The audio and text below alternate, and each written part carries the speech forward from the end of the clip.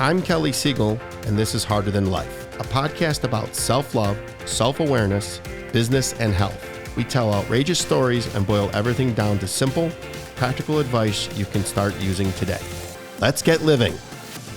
Welcome back to the Harder Than Life podcast. This is Kelly Siegel. I've got one of the best fathers, husbands, and people with me today. Shawn French is an LSU graduate, a leader in the sales space with his high-performance habits.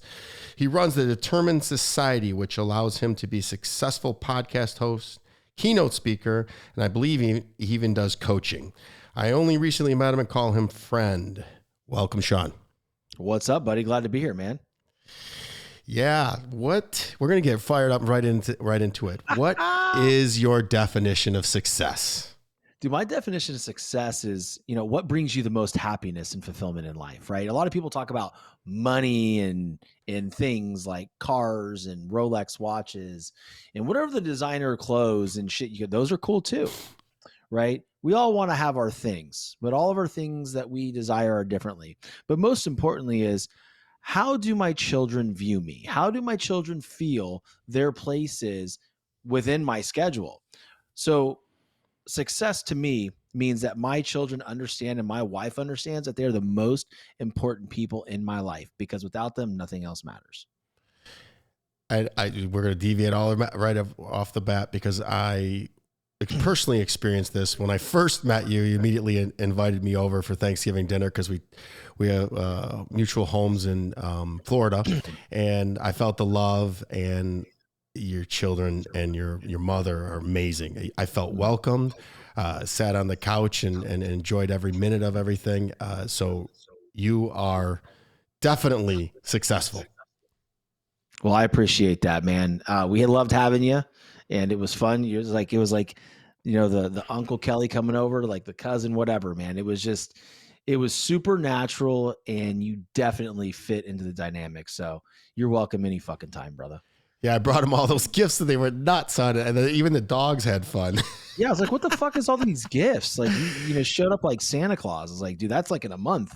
Yeah, that's, at the end of the day, you've got to leave the wood pile a little higher. And usually I come and I eat, and I take up so much space. It's the least I could do. So I really awesome, enjoyed myself. I can't wait to see you again. I'll be back down in the next couple weeks. I know you're busy, but we'll get together. Hell yeah. So everybody can see the Determined Society. What is the Determined Society? The Determined Society is a very exclusive group of people that wake up and actually chase their fucking dreams instead of sitting in bed scared because they're afraid of failure. That's what the Determined Society is. It's very simple. When I created the Determined Society podcast and the group and started building that brand, I just noticed, like, more than anything with me, I was like, why am I sitting here not doing this yet? Like, it really bothers me that I'm sitting here in stagnation. I've talked about wanting to do a podcast for very long. I'm like, but I'm fucking stuck not doing it. Like, who else is stuck not doing shit? And I just asked myself this question in my own mind. Wouldn't it be actually cool to wake up in a society where everybody woke up determined to chase their dreams? And so then I said, Determined Society. I really don't like it. Something's missing. And then I was just writing, all these different variations. And I just finally wrote the word "the" in front of Determined Society. And then there we have it. I'm like, holy shit, this is genius, and almost like exclusive, but it shouldn't be. We should all wake up and chase the things that we want to do most in life.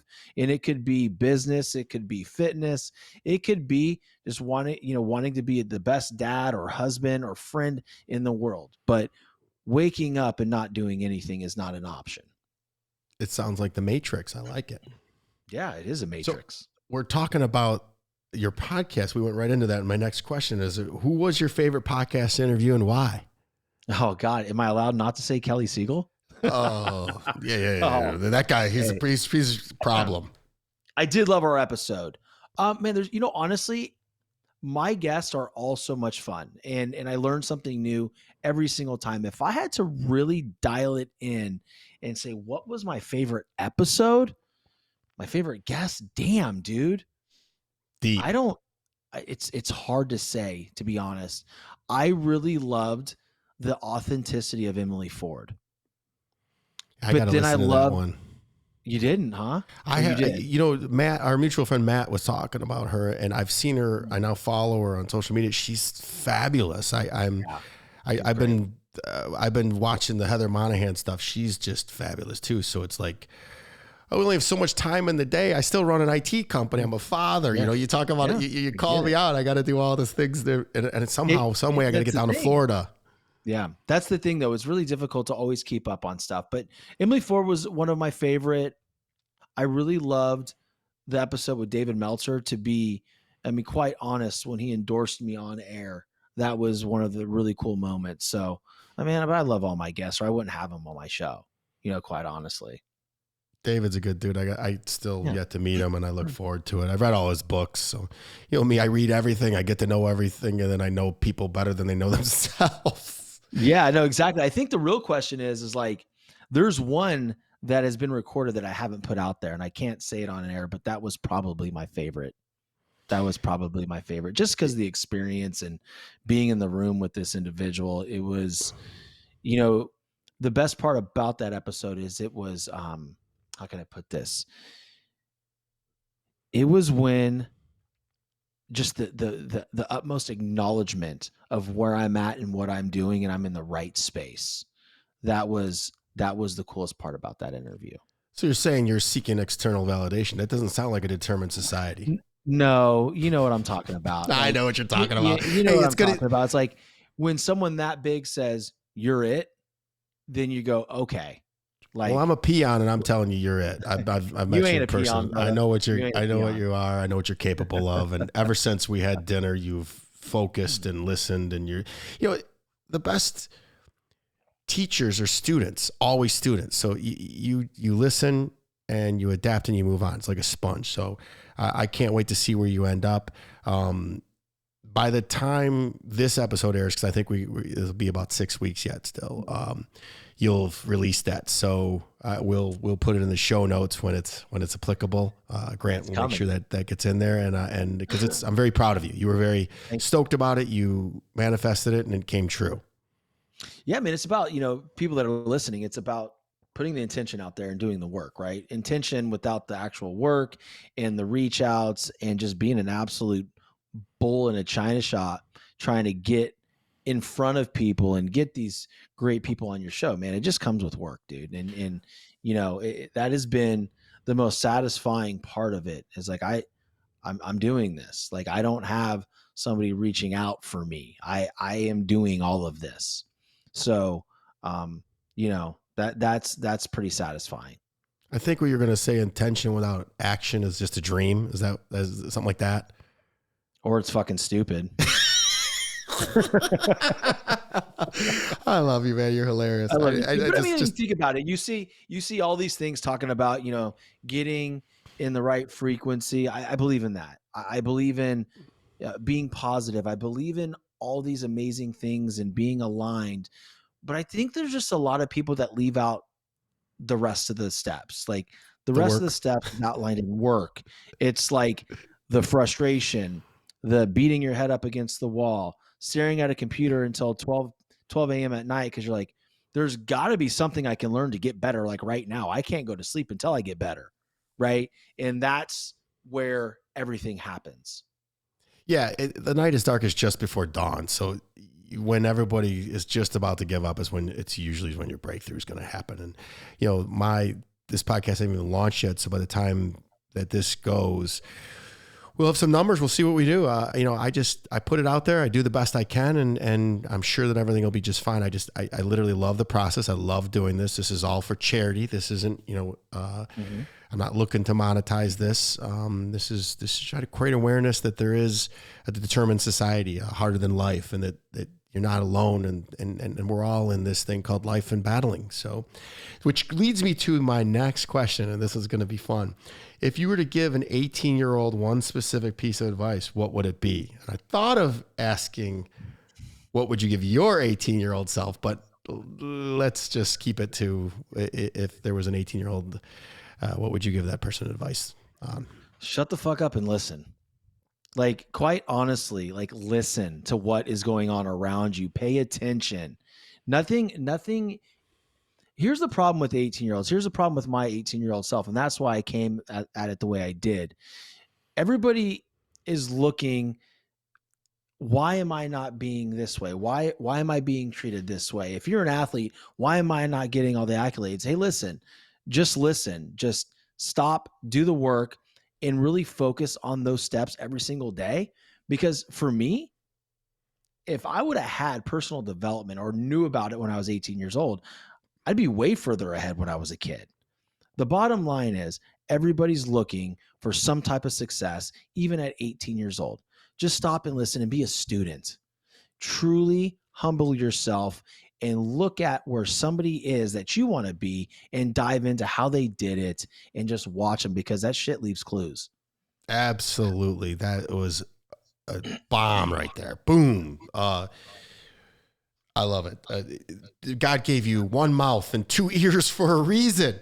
I end every journal entry that I do daily with listen, learn, and love. Mm-hmm. So first listen, because you're going to learn something, and then learn it, soak it in, and then love the entire process. So I just think there's so much we can learn from people, man. Like, dude, like even in an Uber, like if you're riding in an Uber, I was in Fort Lauderdale and I was listening to this dude. His name was Daniel.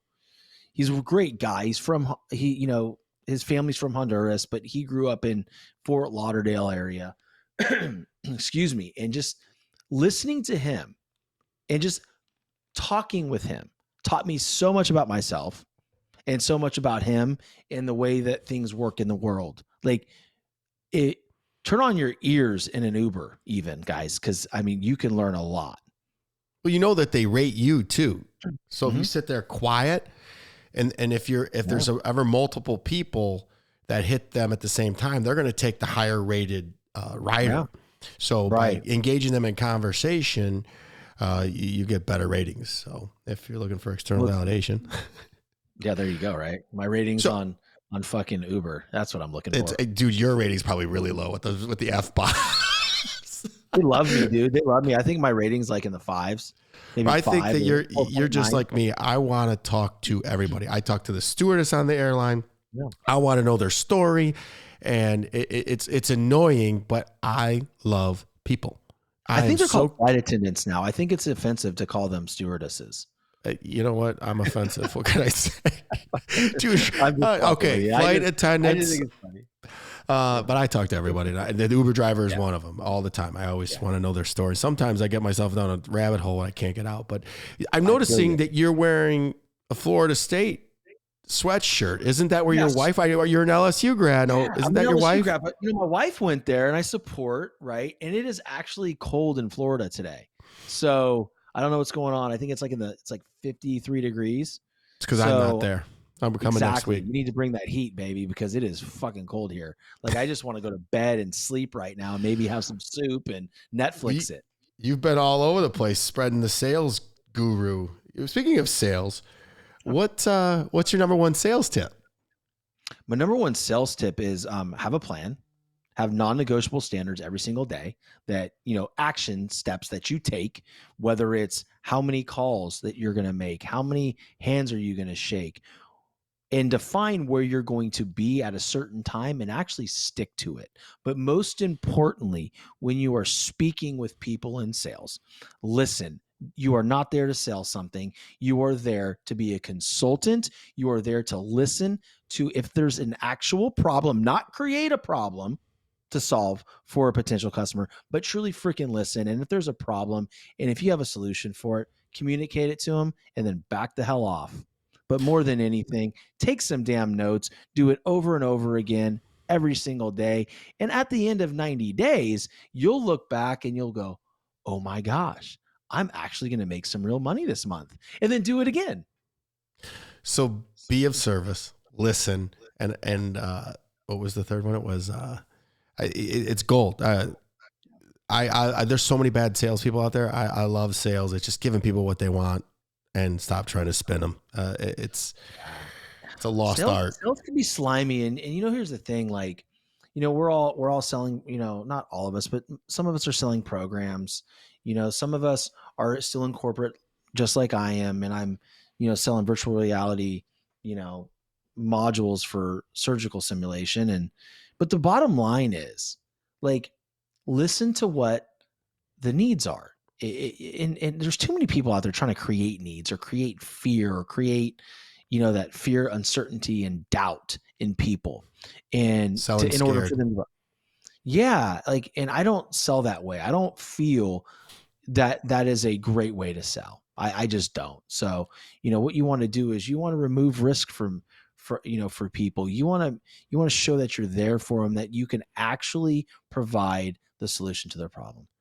I wasn't planning on going here, but what you're selling is fantastic, and I want to share it with the world. So give us the 30-second overview of what it is, because I think it's going to revolutionize the way surgeries happen and whatnot. So it's such a good story. Yeah, man. So I am a global director for minimally invasive surgery for Fundamental VR. And what we do is we're really focusing on the pre-human competence piece of surgical simulation. So right now, what you see in medical is, you're either working on a cadaver, and there's only so much tissue you can use before it's done, and then you have to buy another cadaver. Cadavers can cost up to $10,000 a piece, depending on how much of the body you actually need to practice and to learn your skills. All right. Wait for the bomb coming here. Wait for the bomb. But what if, it's just like, if you look at it, right? Like, simulation, why is it important? Like, I don't know. Are you going to hop on a fucking plane with somebody that has never simulated actually flying a plane? Do you guys really think that pilots just hop on American Airlines and start flying souls across the Atlantic? No, they have simulations, right? And they are graded. Their skills improve over time. And then, okay, now you can fly commercially. So the same thing with surgical simulation or surgical learning. Why is it that the most important field on the planet for human health doesn't have real simulation right yet? It's like, how do you learn? Watch one, see one, do one. Like your grandma is being practiced on. With surgical simulation, it gives the ability for the surgeons and the medical device reps to really provide real training for surgeries. Not granny. No. Not granny. Grandma. Grant, did you hear this? So virtual reality, they're going to actually be able to perform surgeries virtually, practicing. That's incredible. It is the new everything. So there's a new artificial intelligence, GPT, Chat GPT, Chat GPT. Like that. Yeah. It's going to change our country as the world as we know it. So if it exists in a database, it's good. And then, so think of it, when you combine the two modalities, your virtual reality and this artificial intelligence, it's going to be able to pull up, this is what you need to do next. Based on somebody putting the timelines. And then, oh, by the way, if you misclip this one, here's what you do next. It's like the biggest guardrails or bumper rails of like bowling. We're about to come into some really exciting times, and things are good. But if you're not advancing yourself and you're not being creative, you're going to be left behind. So if you're not providing service and creativity, you're going to get left behind. So that's what makes the Determined Society so important. Listen to the podcast so you can learn daily habits to be creative and be of service. So I'm going to switch to you're such a crazy son of a gun. I want to know, what reaction do most people have when you walk into a room? And I mean crazy with all the love. You know listen, you're my kind of crazy. Yeah. I feel like I always try to be a light in a dark room, right? So when I go into a room, I'm not assessing who's there really. I'm not assessing how I'm going to walk into the room. I'm going to walk into the room as me. I'm going to give a big smile. I'm like, what's up? Now, some people can view it as like, who's this arrogant bastard? Or like, wow, somebody coming in with some real energy. Like, I want to go talk to him. So, I mean, I think people, I don't know how people perceive me, to be quite honest. But that's really none of my business. My journey in life is to really be 100% authentically me, and I'll never disrespect. I'll always walk into a room with a smile on my face, and that's just me. Talk about arrogance versus confidence since you brought it up. What's the difference? Yeah. So arrogance is having extreme confidence with no freaking evidence. I mean, that's just the reality. Confidence, a true confidence is having confidence in your ability after doing the work over and over and over again, and having the validation and the evidence that what you're doing is working and that you're successful at your craft. Love it. That's just that needs to be the tippet of the snippet of the episode. That was good. Write it down, Grant. Yeah. What's the most important decision you've made in your life? To marry my wife. I knew you were going to say that. God, she's beautiful, man. And her worst decision is that. What's that? Her worst decision is marrying you. I'm just, Absolutely. Absolutely. It's funny because, all my life I've been just enamored with the Spanish culture. I loved the way Spanish women looked. I loved the dark hair, the green eyes. I love the language. I love the food. I'm just overall in love with the Spanish culture. So my dream woman naturally is always a beautiful Spanish woman, or South American. And I remember the first time I ever laid eyes on my wife. It was in a big training.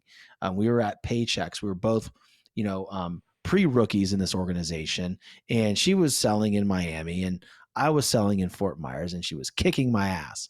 And because she was number one, I was number two. That did change at the end of that year. I won that year. Then she pummeled me the next year, like embarrassed me. But I was still number two. So anyway, she walks into the room and I'm like, Jesus. I'm like, what is that? I'm like, that's her? I was like, good Lord. And I remember, tapping one of my friends, and I was like, that is the most beautiful woman I've ever seen in my life. And I would say about 6 months later, she reached out to me to congratulate me on, how well I've been doing, and asked me what I was doing, how I was doing it. And I just hit she was asking for, like, hey, like, how are you doing this? And I scroll down to the email signature. I'm like, this is way too much to type. So I'm just going to hit that phone number and, have a conversation with her. No motives. And we had a 2-hour conversation that day. And the very next day, I could not get out of my driveway without thinking about her. And that's so cute. Every single morning, I can't get out of my driveway without having her in my mind. And you drug her all the way to Fort Myers, you dirty. I dragged her to Fort Myers, man. This is a very, very nice place to raise a family. The better story is that she gave up her lucrative sales career to be at home and help you, inspire you and motivate you to chase your dreams, which really, the way that happened, man, is, COVID happened and she was still with Paychecks. And, it got very demanding with the kids being home. We had, Alina in VPK, and then we had Bobby in kindergarten. And then we had Mia, who was like, I don't know, like what, a little over a year old. None of them in daycare or school, because everything was distance learning. And it got to be very demanding. They were wanting her to be on camera 24/7, all these different calls. And like, just like, when you're with a corporation and they just want you on camera just to make sure you're working for your small salary, when reality, the big part of the money is coming from the commission. So like, let me go sell, like, leave me alone. Well, it just got to be too much for her. And we decided, hey, I'm at ConMed now. That's when I was at my other medical job. I'm doing well. Do what you need to do. If you need to take a step back, take a step back. And she has done that for the last, almost 3 years now. And I'm super proud of her, though, because in that time off, she was able to really think about what she wanted to do with her life. And as far as career goes, I never want her to stay home. That's not who she is. I want her to go out and do her own thing. And she started thinking about teaching. And we've always had the goal for the children to go to Canterbury School of Fort Myers. It's the best education in Fort Myers. It's like $30,000 to go there a year per kid. And it's like college, like once they get into middle school and upper school. And, they had a substitute teaching position open there. And that's where I coach baseball. Voluntarily, I coach baseball there every now and again. And she goes, hey, there's a substitute position open. I'm like, hold on. So I went and saw the headmaster. I gave him my book. We had a conversation. I said, by the way, my wife would love to sub here. So she subbed like 4 or 5 times. And then they offered her a full-time position for next year. So she's going to be teaching there. So our kids get to go there for very, very cheap. Well, one gets to go there for free. So she's going to be teaching next year. She's going to be teaching Spanish.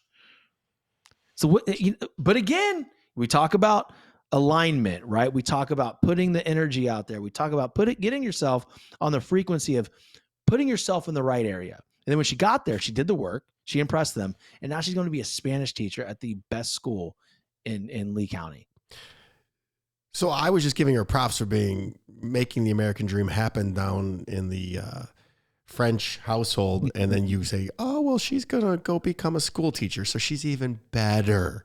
She's a saint. So if she's listening, I think you're a badass. So. Well, she might listen to your show. I don't think she listens to my show, but she might listen to yours. I love it. You talk about high performance habits. What's the first thing you do in the morning and the last thing you do before bed? Well, the first thing I do in the morning is I get up and go to the gym. Okay. And while I'm going to right when I'm getting ready, I'm listening to praise and worship music. I do curse a lot, but I am a God-fearing man. So I'm spending time with God in the morning. And before I go to bed, I'm quite honestly, I shut it down, man. I shut it down. Like once a certain time, and it depends because there's certain groups that I coach on certain evenings, like Monday nights, I'm not done till 9:30 p.m. But the last thing I do every night is I just reconnect with my wife. We'll watch some TV that we'll just laugh together because we haven't really gotten to kind of kick it all day because I'm working and, she'll be, like today she's subbing. So I won't really see her until 5 p.m. But the first thing I do is I do what I don't want to do is I work out. And then the last thing I do is the thing exactly what I want to do and it's hang out with my wife. Nice. That's a great answer.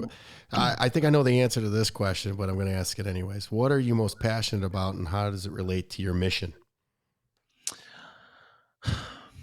I'm most passionate about, as far as professionally, excuse me, getting over this crud. I'm most passionate about helping people understand they are not who the world says they are. And what I mean by that is the limiting beliefs they may have been bestowed upon them from a family member, from a boyfriend or a girlfriend or a spouse or just a friend, right? And how do I help them understand that they are worth more and actually help them go out and achieve more? That's what I love. That's why I have my podcast. That's why I do what I do. This shit is not about me, because if it were about me, I wouldn't be sitting here right now. I'd be going for another workout. I would be, doing something mindless, to be quite honest, because I have those thoughts go in my mind like, well, I just want to, I want to sit and watch TV. I want to catch up on American Horror Story. Like I want to do all that shit, but man, I just want to see people achieve more, dude. I love that. I don't want to do any of those things.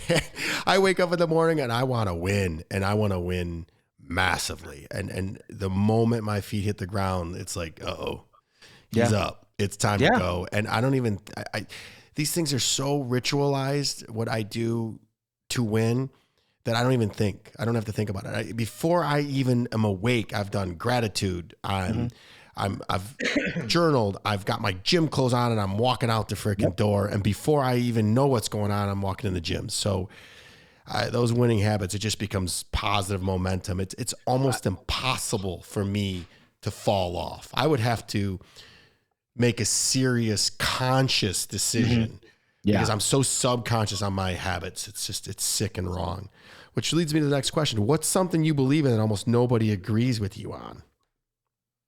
That motivation sucks. It's garbage. It's a fleeting emotion. There's a lot of people upon that. Yeah. So motivation is a feeling that comes and goes. You could be motivated one moment, then your kid gets sick or your dog throws up on the floor and you've lost all motivation to do something. Or you spill You can go to a conference. Huh? Or you spill the turkey gravy. Or you spill the turkey gravy, right? You go into this conference and all this information is thrown at you, right? You're in this element where you're isolated from the real world and you're hearing all these great things and how you're going to implement them into your business or into your life. And then you go home, you walk through the door, your children attack you because they're excited to see you. Your spouse is there excited to see you, or that, something's wrong and, you're having these conversations. The next day you wake up, that motivation's gone. You don't feel the same way you felt, right? Now, what could be great is if you took that motivation and looked at it as the pilot light.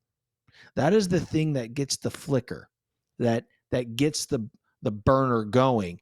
Everything after that is a determination and a discipline issue, quite honestly. Like, you can be as motivated as you want one moment, you're not going to get anything done. You need to be determined and have an extreme amount of discipline to enact everything that it's going to take in order to be successful from the things that you were initially motivated upon. So I heard God-fearing and workouts. What are the other solutions that you use to combat that, to refire that momentum every single day? Oh, it's just like my overall mission. I really look at the end goal, man. I look at where I want to be. If I don't get to meet the man that God intended me to be, then I'm going to have a problem when I get to heaven because I'm not going to recognize who I was supposed to be. Right. Nice. So yeah. So it's just a matter of, all right, like if I'm feeling a certain way, like I'm tired, I just really don't want to do anything today. Like if I'm frustrated, I look at, okay, is that how the ultimate Shawn French would be, right? The end goal Shawn French. So I don't chase anybody else. And for me, I'm not looking to be like you or be like anybody else out there, right? I have to keep going to make sure that I turn out to be the best me. That's what keeps me going. So Dr. Joe Dispenza calls that you figure out the what and the why, and the how will appear. So Simon too. Simon Sinek. Yeah, this whole game, this whole personal development thing, there's nothing new. No, just do the work. And I like to say, whenever something gets hard or uncomfortable, I have to do it. Yeah. It's like the moment that I start getting a little bit of butterflies, like, uh-oh, you know what that means? Yeah. I got to go do it. So I would say impossible only describes a degree of difficulty, and I'm going straight into it. And a lot of times I'll say I'm coming and hell's coming with me. So yeah, absolutely. Like that, those uncomfortable feelings, like, dude, straight up, like a couple of weeks ago when I went to go do that interview, like I'm sitting there and I didn't even know my palms could sweat. People talk about it, but like, you have this moment of uncomfortability, and I'm sitting in the hotel room and I'm like getting anxious. I'm like, oh my God, how is this going to be? And then I thought, like, nah, man, this is pretty freaking cool. Like, lean into this feeling. Like, look at where you were 9 months ago. Like, Jesus, man, I was recording my podcast in a VW Atlas SUV 9 months ago. And then I end up, in a room with this guy. Like, that's accelerated growth. That's winning, man. And I'm proud of you. And I tell you, you were talking about sweaty palms. I have sweaty feet. I've never told anybody that. Sweaty feet right now. I don't know what it is. My feet, when I'm really busy, my feet sweat. And then obviously you can see on camera, I get oily, but it's this isn't nerves. It's just I just am go. Yeah. And then sometimes if I'm doing like a group thing, like on Zoom, like my face will get red, and my wife's like, "Were you nervous?" I'm like, "No, I wasn't nervous." It's just like that's how, I don't know. Sometimes I just have reactions like that. I like to say I'm never nervous, but I feel anxious, but anxious in a good way, like grateful. What I've been watching in my head, because I unpack all my feelings tons, is I think I'm anxious and I'm just overcome with gratitude. You ever have that feeling like you think it's anxiety, but Yeah. I'm just excitedly happy about my path. And that happens a lot lately. I'll think You know, that I'm nervous because being anxious, you're worried, you're fearful of the future, but I'm not that. I'm just excited. yeah, I can tie to the anxiety of what I labeled to that specific day that we were just talking about. I think it was more like unchanneled excitement. Like it was just too much, right? And then once I recognized like, nah, dude, this is gonna be fine. Like I went there. Right. But I don't know if I ever get overly grateful and that'll make me anxious. Because that just puts me at peace. But yeah, I think the excitement that could be labeled as anxiety. I think I can But dig that. think about that though. The determined society and Harder Than Life, we're telling you to keep doing what makes you nervous because Mhm. the next time when let's say that you interview Ed Milet or Mhm. Tony Robbins, spoiler alert, it's not those two guys.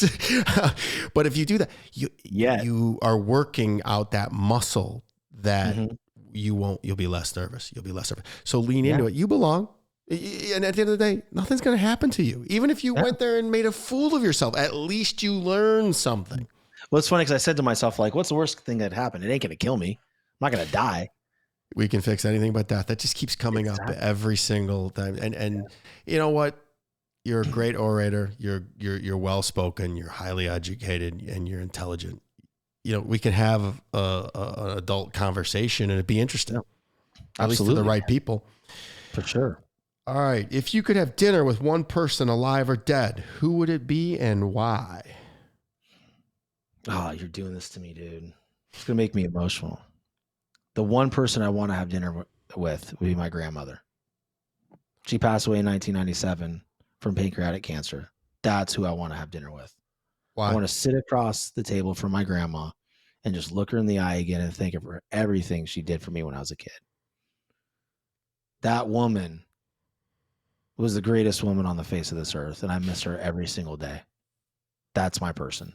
Your grandmother was the mother of the mother that I met at Thanksgiving, right? Yeah. Oh, she had to be fantastic. Oh, she was the best, dude. Like when you talk about good good people, like I remember, man, she used to work at a bank. She was a teller at a bank. And I'd go in there. I just want to go see my grandma. And then like I think the overall reason I wanted to go see my grandma is because the ladies in there were so kind and they would take me into the break room and they would always have cookies and shit. So I'd eat cookies and and all that kind of stuff. And Little then Shawnee, bring the cookies for little Sean's here. Shawnee. Oh, take him back there. Fatten him up. And like I remember every Christmas, it'd be like a big, big thing where, you know, they would have a Christmas decorating event at her work. So I'd go there and we'd decorate the Christmas tree. We'd have dinner and cookies.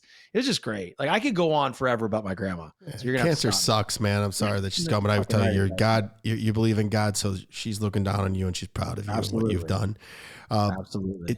I'm going to get emotional for a second too because I didn't even think about it, but my grandmother stepped up and started raising me when I was right around 10, 11. And they taught me everything I know. So she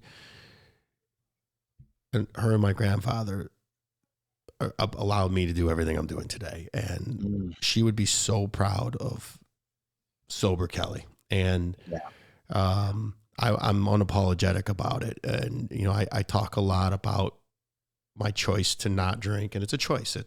I'm not an alcoholic. I just choose not to drink or do drugs. I saw when I was over at your house, and Yep. I would love to crack one back. I just don't want to. And it's not no reason. I don't look down on anybody, but they would be ecstatic. And I dedicated my book to them, and, you struck a chord. So I just wanted to share that with you because I love you. And I think you'd get a kick out of it. She was an old Jewish grandmother that just, you walk in the house and you got to eat something. And she wants to know all about everything that's going on in your life and then has to tell you. And they were old school Jewish family where it was black and it was white. There was no gray area. And I lived by them for years. So I ate 1 or 2 meals there a day. So That's awesome, dude. I completely understand what you're saying, and that probably would be mine. And so I could hug her one more time.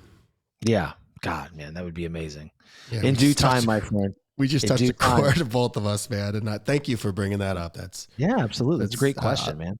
I love the man I am that I can see in the mirror every day. And as I know you do. So yep. If you could create one law, what would it be and why? One law? Mm-hmm. I would create a law that states you must be kind to people. And even though you don't disagree with them, it doesn't mean to hate them. The reason why that would be a law is because I'm sick and tired of everybody thinking we are so different from each other that you have to hate somebody because they have a different political view. They have a different view on COVID. They have a different view on what color the frickin' sky is. The bottom line is we are all people and we are more alike than we are different. That would be why I would create that law. And anybody that violates that law would, there would be some consequences. Straight to the wood chipper. No, I'm just kidding. Yeah.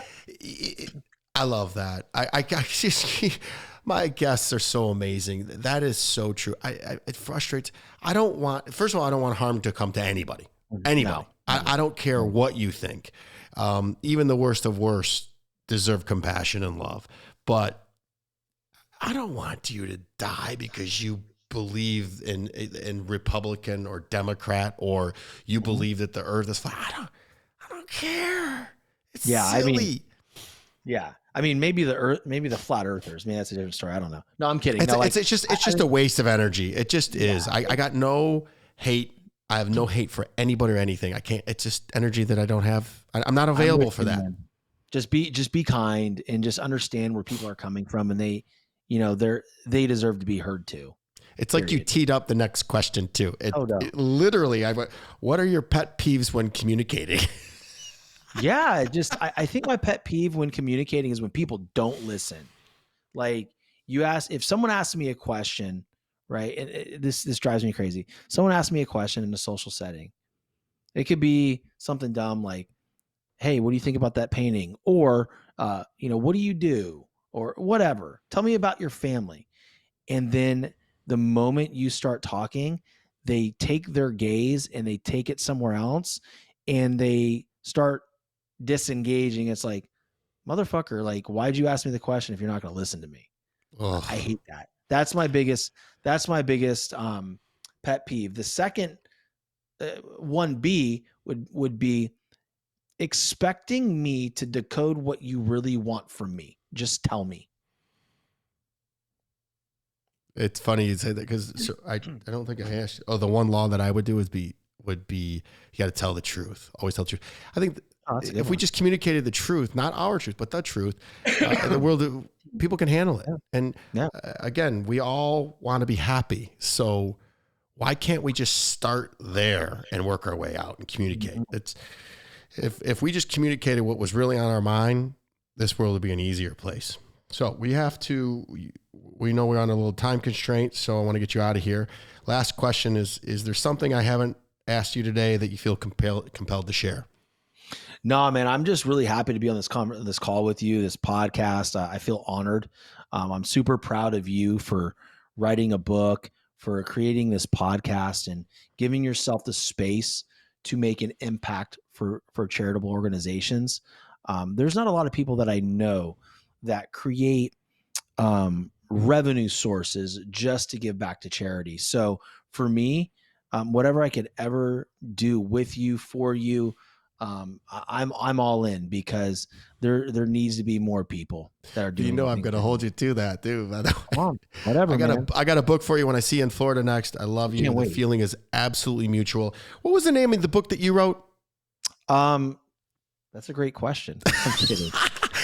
I forgot for a second. No, it was Unstoppable. The high performance mindset. Yeah. Ooh, I go through in my book. I go through everything that I did to go from completely broke to making 6 figures, not on pace for 6 figures, literally 6 figures, in in my business to business sales organization, I go through the plan. It's all written out. And so if people would just follow that plan and, really just kind of implement it into their daily, they too could create a 6-figure income in sales.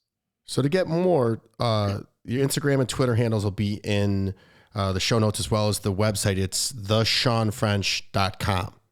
Absolutely. And then absolutely. Your big promotion right now is this mindset mastery program. So tell us a little bit about that, and we'll actually, no, the big promotion now is the Podcast Academy. Oh. I recently shifted because here's the thing. The moment people really started pivot is a Friends episode with Ross on the couch and the stairwell. I can't do it. It's almost like the lift and slide with the car. You know what I'm talking about? Yes. When he turned 30. So I noticed that there was a lot of individuals starting to reach out to me and ask me questions like, hey, how'd you grow your show? Like, you're in the top 5% globally now. What are you doing?